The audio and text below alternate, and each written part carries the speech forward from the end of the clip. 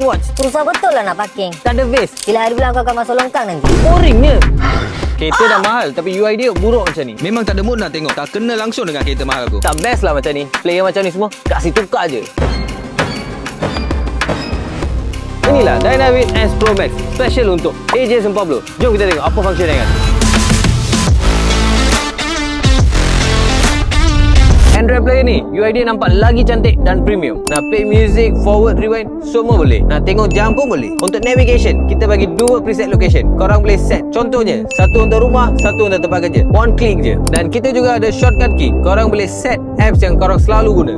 Yang paling best, sebelum ni korang tak ada akses untuk radio Malaysia. Sekarang korang boleh just klik dan akses untuk semua channel Malaysia. Nak connect Bluetooth pun just one click. Player ni boleh solve lagi satu benda, original player tak ada. Tak payah guna phone lagi, dah ada waste. Senang lah untuk korang nak pergi mana-mana lepas ni. Kalau korang ada masalah